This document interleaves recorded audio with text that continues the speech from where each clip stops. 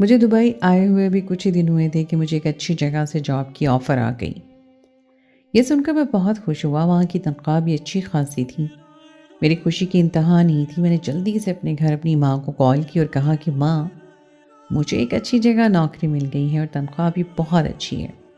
اب آپ پریشان مت ہو، میں آپ کو اچھے خاصے پیسے بھیجا کروں گا، آپ اس گھر کا کرایہ بھی دے سکیں گی اور چنٹو کو بھی اچھی تعلیم دے سکیں گی۔ میری ماں یہ سن کر بہت خوش ہوئی، انہوں نے مجھے اتنی ساری دعائیں دیں اور کہا کہ تم زندگی میں ہمیشہ کامیاب ہو۔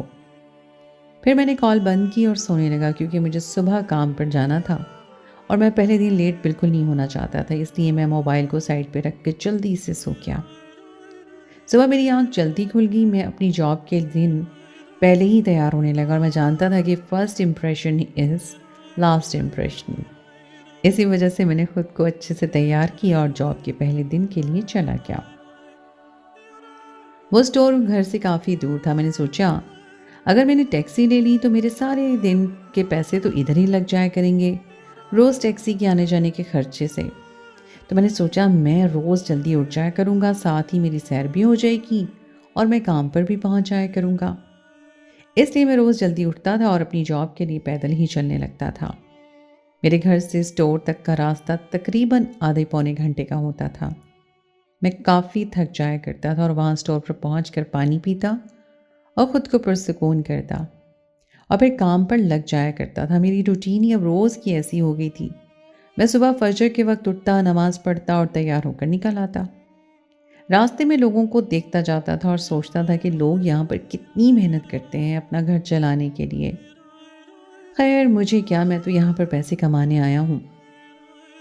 میں وہاں پر بہت کم پیسے خرچ کرتا تھا، کیونکہ میں جانتا تھا کہ اگر میں سارے پیسے ادھر ہی لگا دوں گا اپنی عیاشیوں پر تو پھر اپنی ماں کو کیا بھیجوں گا، ان کا میرے علاوہ کوئی سہارا نہیں ہے۔ خیر میں نے اپنی عیاشیوں کو ایک طرف کیا اور اپنے کام پر لگ گیا۔ میں جس جگہ پر کام کرتا تھا وہاں کا مشہور ترین اسٹور تھا، وہاں پر ہر وقت رش لگا رہتا تھا، ہر وقت رنگ برنگی عوام وہاں پر آتی جاتی رہتی تھی۔ کچھ لوگ بہت بدتمیز ہوا کرتے ہیں جنہیں بات کرنے کی تمیز نہیں ہوتی اور ہم لوگوں کو وہ اپنا نوکر سمجھتے ہیں۔ مجھے ایسے لوگوں پر بہت غصہ آتا تھا، پتہ نہیں کیا سمجھتے تھے۔ اور کچھ لوگ تو بہت اچھے ہوتے تھے کہ اتنے پیار سے بات کرتے تھے، بالکل بھی غصہ نہیں دکھاتے تھے، اور میں تو چاہتا تھا ہمیشہ مجھے ایسے ہی کسٹمر ملیں جو بالکل بھی غصہ نہ کریں اور پیار سے بات کریں۔ ایک دن میں اپنے کام پر جانے کے لیے لیٹ ہو چکا تھا۔ جب میں وہاں اسٹور پر پہنچا تو وہاں کے مالک وہاں کا جائزہ لے رہے تھے اور انہیں جب مجھے باہر سے آتے ہوئے دیکھا تو پوچھنے لگے کہ تم اتنی دیر سے کام پر کیوں آ رہے ہو؟ یہ تو کوئی وقت نہیں ہے، تمہیں اپنے کام کے لیے وقت پر آنا چاہیے۔ تو میں نے ان کے سامنے گردن جھکا کر کہا آپ مجھے آج معاف کر دیں، میں ذرا لیٹ ہو گیا ہوں، آئندہ سے یہ غلطی نہیں ہوگی۔ میرے اس انداز نے انہیں بہت خوش کیا۔ انہوں نے کہا اگر تم ایسے ہی اپنے کسٹمر سے بات کرو گے تو وہ تمہیں اچھی ٹپ دیں گے، تمہیں اچھے طریقے سے بات کرنی چاہیے۔ اگر وہ تم سے برے طریقے سے بات کرتے ہیں تو تم ان کی باتوں کو نظر انداز کرو اور آگے سے مسکرا کر جواب دیتے رہو۔ میرے مالک نے مجھ سے کہا کہ مجھے تمہاری عادت بہت اچھی لگی ہے، اور یہ سن کر مجھے یہ خیال آیا میں تو کبھی بھی اپنے کسی کسٹمر سے ٹپ نہیں لیتا، تو مجھے کیا ٹپ لینی چاہیے؟ اب میں نے سوچ لیا اب جو بھی کسٹمر آئے گا میں اس سے ٹپ مانگوں گا۔ میں اسٹور پہ کام کر رہا تھا کہ اچانک موٹی سی خاتون ہمارے اسٹور پر آئیں۔ وہ کافی روب دبدبہ والی لگ رہی تھی، دیکھنے میں تو وہ کسی عربی کی بیوی لگتی تھی۔ وہ عربی خاتون جب ہمارے اسٹور کے اندر داخل ہوئی اور کہنے لگیں کہ اگر یہاں کوئی فارغ ہے تو میری مدد کرو، میرے ساتھ کوئی نہیں ہے، یہ ٹوکری اٹھا کر میرے ساتھ گھومو، مجھے کچھ سامان لینا ہے۔ مجھے ان کا انداز کافی عجیب لگا، یہ کس طرح آ کر بات کر رہی ہیں؟ وہاں پر اس وقت صرف میں ہی موجود تھا، تو میں نے سوچا ان کے پاس جاتا ہوں، چلو ٹوکری ہی اٹھا لیتا ہوں، میرا کیا اس میں جاتا ہے، آخر میں یہاں ملازم ہی تو ہوں، میرا یہ کام کرنا مجھ پر فرض ہے۔ میں اس کے پاس گیا اور میں نے کہا میم میں آپ کی کیا خدمت کر سکتا ہوں؟ تو اس نے کہا یہ ٹوکری میرے ساتھ اٹھا کر لے آؤ، مجھے کچھ سامان خریدنا ہے۔ میں نے ٹوکری اٹھائی اور اس کے پیچھے پیچھے چلتا گیا۔ اس نے اتنا زیادہ سامان خریدا، پھر میں نے اس کے سامان کا بل کروایا۔ پھر وہ کہنے لگی کیا تم اس سامان کو گاڑی تک رکھوا سکتے ہو؟ میں نے دل میں سوچا کہ اتنا کچھ تو کر لیا ہے، چلو گاڑی تک بھی رکھوا دیتا ہوں، کہاں یہ اٹھا کر لے کے جائے گی؟ میں اس کے پیچھے اس کا سامان اس کی گاڑی میں رکھوانے کے لیے چلا گیا۔ اس نے گاڑی کے پاس جا کر مجھے کہا، تھینک یو، تم ایک اچھے انسان لگتے ہو۔ اس نے اپنا پرس نکالا اور کہا، مجھے یہ رہی تمہاری ٹپ۔ وہ پیسے دیکھ کے میرے تو ہوش ہی اڑ گئے، اتنے سے کام کرنے کی اتنی زیادہ ٹپ! وہ ٹپ میری تنخواہ سے بھی زیادہ تھی، اور یہ دیکھ کر تو میرے ہوش ہی اڑ گئے کہ اتنی زیادہ ٹپ۔ میں بہت خوش ہوا۔ میں نے اسے کہا، میم آپ آج کا دن بہت اچھا گزرے، اور وہ وہاں سے چلی گئی۔ میں آج بہت خوش تھا، میری تو آج جیسے لاٹری نکل آئی تھی۔ جتنے پیسے مجھے پورا مہینہ کام کرنے کے ملتے تھے وہ عربی عورت نے مجھے ایک ہی دن میں دے دیے تھے۔ میں سوچنے لگا، یہ عربی عورتوں کے دل کتنے بڑے ہوتے ہیں، وہ شاید کسی اچھے انسان، اچھے خاندان سے ہوگی۔ اس نے اتنے اچھے طریقے سے بات کی اور جاتے ہوئے مجھے اتنے زیادہ پیسے دے دیے، میں تو ان پیسوں میں ہی ڈوب کر رہ گیا تھا۔ اچانک پیچھے سے مینیجر آیا اور کہنے لگا، اگر تم یہاں سے فارغ ہو گئے ہو تو دوسرے کسٹمر کو بھی جا کے دیکھ لو۔ میں نے کہا، اچھا میں جاتا ہوں، اور میں دوسرے کسٹمرز کے پاس چلا گیا۔ اس دن میرے پاس کافی پیسے تھے، تو میں نے سوچا چلو آج کہیں اچھی جگہ سے کھانا کھاتا ہوں اور ٹیکسی کروا لوں گا اور آرام سے گھر چلا جاؤں گا۔ میں ایک اچھے ریسٹورنٹ میں گیا، وہاں جا کر میں نے کھانا آرڈر کیا، میں نے کھانا کھایا اور ٹیکسی کروا کے گھر چلا گیا، اور گھر جا کر رات بھر میں اس عورت کے بارے میں سوچتا رہا کہ عربی عورتیں اتنی اچھی ہوتی ہیں کیا؟ اس کا گھر کیسا ہوگا؟ وہ کتنی امیر عورت ہوگی نا؟ یا اس کا شوہر اتنا امیر ہوگا؟ کافی دیر سوچنے کے بعد مجھے نیند آ گئی اور میں سو گیا۔ صبح اٹھا، فجر کی نماز پڑھی اور اپنے کام پر چلا گیا۔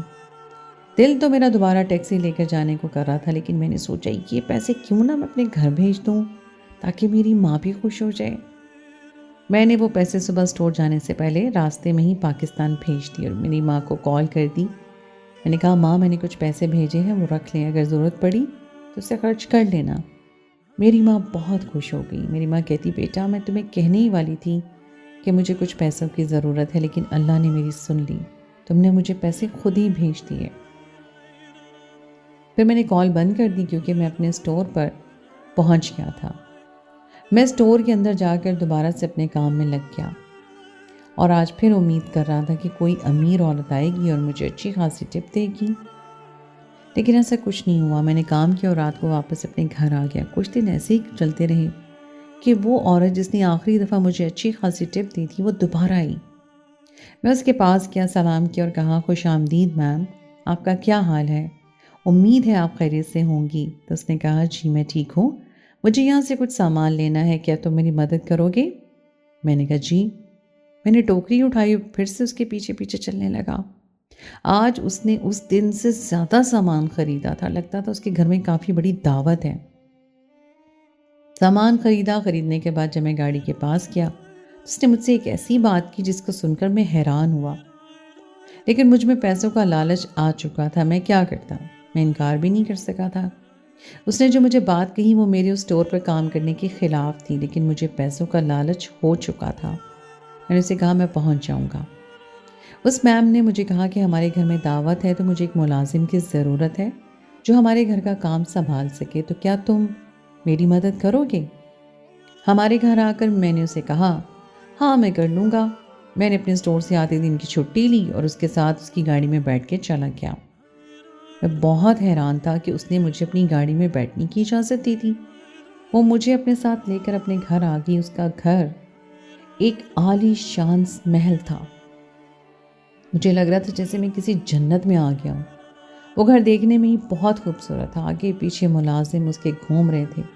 ایک ملازم نے دروازہ کھولا، میں گاڑی سے باہر نکلا، اس کے پیچھے پیچھے اندر چلا گیا۔ اس نے مجھے کہا کہ یہ میرا گھر ہے، تم یہاں پہ پرسکون طریقے سے رہو اور اسٹور کی ٹینشن بالکل مت لو، وہاں کا کام میرے بندے دیکھ لیں گے۔ ویسے میں یہ سن کر کافی حیران ہوا۔ اس عربی عورت نے مجھے کہا کہ تم نے یہاں پر موجود ملازم پر دھیان رکھنا ہے کہ کوئی بھی ملازم کوئی کام خراب مت کرے، اگر یہ کریں گے تو تم مجھے فوراً بتاؤ گے۔ میں کافی حیران ہو گیا، یہ اپنے ملازموں پر کیوں نظر رکھوا رہی ہے؟ میں بھی یہی سوچ رہا تھا کہ میری نظر ایک لڑکی پر پڑی۔ اس لڑکی کے ہاتھ دودھ کے رنگ جیسے تھے اور اس نے پاؤں میں پائل پہنی ہوئی تھی، وہ کافی خوبصورت لگ رہی تھی۔ مجھے لگا شاید یہ اس عربی عورت کی بیٹی ہوگی۔ خیر مجھے کیا، اسے لینا دینا، میں تو یہاں پہ ملازم ہوں۔ کام کرنے کے لیے آیا ہوں، کام کروں گا، پیسے لوں گا اور جاؤں گا۔ میں وہاں بیٹھا ان ملازموں پر نظر رکھ رہا تھا۔ سارا دن میں نے ان ملازموں پر نظر رکھی۔ شام کو دعوت تھی۔ دعوت ختم ہونے کے بعد میں نے عربی عورت سے کہا کہ کیا میں اب گھر جا سکتا ہوں؟ تو اس نے مجھے کہا وہاں اسٹور پر تمہیں جتنی تنخواہ ملتی ہے میں اسے تمہیں ڈبل دوں گی، تم یہیں رک جاؤ اور میرے پاس ملازمت کرو۔ میں یہ سن کر کافی حیران ہوا، لالچ تو مجھ میں آ ہی چکا تھا۔ میں نے سوچا اس کے پاس ہی کام کر لیتا ہوں، وہاں پر تو بس نظر ہی رکھنی ہے، وہاں اسٹور میں تو پورا دن طرح طرح کے لوگوں کی باتیں سننی پڑتی ہیں، چلو یہاں پر رہ لیتا ہوں۔ میں نے اسے کہا مجھے منظور ہے۔ تو عربی عورت نے مجھے کہا کہ ہمارے پاس ایک کوارٹر خالی پڑا ہے۔ میں یہ سن کر بہت خوش ہوا کہ چلو میرے آنے جانے کا تو مسئلہ حل ہوا، نہ کرائے کی ٹینشن یہاں پر رہ لگی۔ میں نے کہا ٹھیک ہے، میں اپنے گھر سے سامان لے آؤں، پھر یہاں پر شفٹ ہو جاؤں گا۔ اس نے کہا ٹھیک ہے۔ میں جلدی سے اپنے گھر گیا اور رات وہیں پہ سویا اور اپنا سارا سامان باندھا اور عربی عورت کے گھر چلا گیا۔ اس نے مجھے وہاں کا سارا کام سمجھا دیا۔ میرے کوارٹر کے باہر ہی خوبصورت سا باغ تھا، اس کی دیکھ بھال کرنے کی ذمہ داری بھی میرے پاس تھی۔ میں بہت خوش تھا۔ کچھ دن گزرے تو میں نے کچھ ایسا دیکھا جسے دیکھ کر میں کافی حیران تھا۔ میں سوچ میں پڑ گیا کہ یہ کیا ہو رہا ہے۔ وہ لڑکی جسے میں نے اس دن وہاں پر دیکھا تھا حویلی سے باہر نکلی اور ارد گرد دیکھنے لگی، جیسے کہ دیکھ رہی ہوں کہ کوئی اسے دیکھ تو نہیں رہا۔ میں اپنے کوارٹر کی لائٹ بند کر کے لیٹا ہوا تھا اور وہاں کی کھڑکی میں سے سارا کچھ واضح نظر آ رہا تھا۔ اس لڑکی نے اپنی چاروں طرف دیکھا اور حویلی کی پچھلی طرف چلی گئی۔ میں کافی حیران ہوا، یہ تو حویلی کی مالکن کی بیٹی ہے، تو اس طرح چپکے سے کیوں پچھلی طرف جا رہی ہے؟ اسے کس چیز کا ڈر؟ کافی دیر اس کو دیکھتا رہا کہ کب وہ واپس آئے گی۔ 3-4 گھنٹے گزر گئے، اس کا کچھ پتہ نہیں تھا۔ اچانک سے مجھے قدموں کی آواز آئی۔ مجھے لگا شاید وہ اب واپس آ رہی ہیں، اور ایسا ہی ہوا۔ اس کے بال بکھرے ہوئے تھے، اس کی آنکھیں ایسی تھیں جیسے کہ اس کے ساتھ کچھ غلط ہوا ہو۔ میں دیکھ کے کافی حیران ہوا کہ اس کی حالت کس نے کی ہوگی، وہاں حویلی کی پچھلی طرف کون ہوگا؟ وہ اسی حالت میں حویلی کے اندر چلی گئی۔ میں ساری رات اس کے بارے میں سوچتا رہا۔ اگلے دن وہاں کی نوکرانی میرے دروازے پر آئی اور زور زور سے دروازہ کھٹکھٹانے لگی۔ میں نے کہا، دروازہ کھولا، پوچھا کہ تم اتنی زور زور سے کیوں دروازہ پیٹ رہی تھی؟ تھوڑا صبر کر لیتی۔ میں آ ہی تو رہا تھا۔ تو کہنے لگی میں تمہاری ملازم نہیں ہوں، تمہیں اگر ناشتہ چاہیے ہو تو جلدی اٹھنا پڑے گا، میں روز تمہارا دروازہ آ کے زور زور سے پیٹ نہیں سکتی۔ میں نے اسے کہا اچھا ٹھیک ہے۔ میں نے اسے پوچھا کیا مالکن کی کوئی بیٹی بھی ہے؟ تو اس نے کہا مجھے نہیں پتا، جا کے مالکن سے خود ہی پوچھ لو۔ میں کافی حیران ہوا کہ اتنے عرصے سے مالکن کے پاس کام کرتی ہے تو اسے مالکن کی بیٹی کا نہیں پتا۔ خیر میں نے اس سے زیادہ پوچھ تاچھ نہیں کی۔ میں مالکن کے پاس گیا۔ میں نے انہیں کہا مالکن آج کا کام مجھے بتا دیں۔ تو انہوں نے مجھے میرے کام کے بارے میں بتایا اور میں جانے لگا۔ تو میں نے پوچھا مالکن اس گھر میں اور کون کون رہتا ہے؟ تو اس نے کہا میرا شوہر ہے، میری ایک بیٹی ہے۔ میرا شوہر تو کام کے سلسلے میں باہر گیا ہوا ہے، یہاں میں اور میری بیٹی ہی ہوتے ہیں۔ تو میں سمجھ گیا کہ وہ لڑکی اس عربی عورت کی بیٹی ہے۔ پھر ایک بات کی مجھے بالکل سمجھ نہیں آ رہی تھی، وہ لڑکی اس عربی عورت کی بیٹی ہے، اس عالی شان محل کی وارث ہے، لیکن وہ اتنی رات کو حویلی کے پیچھے کیا کرنے جاتی ہے؟ اور جب واپس آتی ہے تو اس کی حالت اس قدر خراب کیوں ہوتی ہے؟ وہ وہاں کیا کرتی ہے؟ میں کافی سوچ میں پڑا رہا۔ میں باہر گیا کہ اچانک میری اس لڑکی کے ساتھ ٹکر ہو گئی۔ میں نے کہا آئی ایم سوری، مجھے معاف کر دیں۔ تو اس نے کہا کوئی بات نہیں، پر آپ ہو کون؟ تو میں نے کہا میں مالکن کا نیا ملازم ہوں، اس باغ کی حفاظت کرتا ہوں۔ اس نے کہا آپ سے مل کر اچھا لگا۔ اس کے بات کرنے کا انداز بہت اچھا تھا۔ میں نے اسے کہا کہ میں یہاں بہت اکیلا ہوتا ہوں۔ اس نے کہا یہاں میں بھی بہت اکیلی ہوتی ہوں، اور جب میں اکیلی ہوتی ہوں تو میں آپ سے بات کرنے آ جایا کروں گی، کوئی مسئلہ نہیں۔ میں لڑکیوں سے دوستی کرنے میں تو بہت ماہر تھا، اس لیے میرا جادو اس لڑکی پہ بھی چل گیا۔ وہ میرے ساتھ کافی فرینک ہو چکی تھی، وہ ہر روز رات کو میرے کمرے میں آ جاتی، ہم لوگ کافی باتیں کرتے۔ اب مجھے لگا مجھے اس سے پوچھ لینا چاہیے کہ وہ ہر روز رات کو حویلی کے پیچھے کیا کرنے جاتی ہیں۔ میں نے اسے کہا ذرا ایک بات تو بتاؤ، تم حویلی کے پیچھے رات کو کیا کرنے جاتی ہو؟ ابھی میں نے صرف اتنا ہی بولا کہ اس کے تو ہوش ہی اڑ گئے، جیسے اس کا کوئی راز مجھے پتہ چل گیا ہو۔ وہ کافی دیر ڈر گئی، مجھے کہنے لگی کہ کیا تم مجھ پہ نظر رکھتے ہو؟ میں نے تمہیں ایسا نہیں سمجھا تھا، اب अब तो मुझसे दूर रहो, मेरे आसपास भी मुझे नज़र मत आना, वरना मैं अब्बा से कह के तुम्हें यहाँ से निकलवा दूँगी। मैं डर गया, अगर उसने मेरी शिकायत अपने अब्बा या मालकिन को बता दी तो मुझे इस नौकरी से हाथ धोना पड़ेगा। ये कहकर वहाँ से चली गई। मैं काफ़ी परेशान था, लेकिन मैं ये भी जानता था कि इसका राज मेरे पास है, इसलिए वो ये बात किसी को नहीं बताएगी। लेकिन मैं इतना बुरा भी नहीं था। मैं हवेली के अंदर गया और जाकर मुलाजिम से पूछा, मालकिन की बेटी कहाँ है? तो उन्होंने कहा वो हवेली के पिछली तरफ होंगी। मैं काफ़ी हैरान हुआ, इस वक्त भी हवेली के पिछली तरफ। मैं उसके पास गया और दूर से ही मैंने अपने कदम रोक लिए, और जब मैंने उसे इस हालत में देखा, मेरे तो पैरों तले से ज़मीन निकल गई। एक मालकिन की बेटी इस ज़मीन को साफ़ कर रही थी, उसके कपड़े सारे इस मिट्टी से भरे हुए थे। मैं काफ़ी हैरान था, ये काफ़ी अलग लड़की है, इसमें पैसे का गुरूर बिल्कुल भी नहीं है, ये तो मुलाजमों की तरह काम कर रही है। मैं इसके पास गया, मैंने उसे कहा कि मुझे उस दिन के लिए माफ़ कर दो। तो उसने कहा, अगर तुम इसलिए आए हो कि मैं तुम्हारी शिकायत लगा दूंगी तो मैं ऐसा कुछ नहीं करूंगी, तुम अपनी नौकरी के लिए परेशान मत हो। मैंने उसे कहा, नहीं, मैं इस बात के लिए परेशान नहीं हूँ, मैं तो अपनी दोस्ती ख़राब होने की वजह से परेशान हूँ। यहाँ मेरी गलती थी, आपकी मर्ज़ी, आप जो मर्ज़ी करें, मैं कौन होता हूँ। खैर, उसने कहा कि मैंने तुम्हें माफ़ किया। मैं ये कहकर अपने कमरे की तरफ आ गया। अगले दिन रात को वो दोबारा हवेली से बाहर निकली और अपने आसपास देखने लगी और चुपके से हवेली की पिछली तरफ चली गई। मैं जानना चाहता था कि आखिर वहाँ क्या हो रहा है। मैं भी उसके पीछे पीछे हवेली की पिछली तरफ जाने लगा। मैंने दूर से देखा, मेरे तो देख के होश ही उड़ गए कि उसने ऊंची सी पहाड़ी की तरह ज़मीन को अपने गले से लगाया हुआ था। मैं काफ़ी हैरान हुआ, ये लड़की तो शायद पागल है। मैं जल्दी से अपने कमरे की तरफ आ गया। इतनी देर में मेरे दरवाजे पर दस्तक हुई। मैं डर गया, मुझे लगा ये वही होगी। मैंने थोड़ी देर से दरवाज़ा खोला ताकि उससे मुझ पर शक न हो। मैंने जब दरवाज़ा खोला तो उसने कहा कि तुम आज फिर मेरा पीछा करने आए थे ना? मैंने कहा, नहीं, मैं तो सोकर उठा हूँ, क्या हुआ? तो उसने कहा कि तुम जानना चाहते थे कि हवेली की पिछली तरफ मैं क्या करने जाती हूँ, तो आज सुनो। हवेली की पिछली तरफ मेरे अब्बा की कब्र है। मैं ये सुन के बड़ा हैरान हुआ, जैसे कि मेरे पैरों तले से ज़मीन ही निकल गई हो। मुझे समझ ही नहीं आई ये लड़की क्या बोल रही है, जबकि उसके अब्बा बाहर के मुल्क होते हैं। मैंने उसे कहा, ये कैसे हो सकता है? तो उसने मुझे कहा, यही सच है, मेरे अब्बा 2 साल पहले इंतकाल कर गए थे।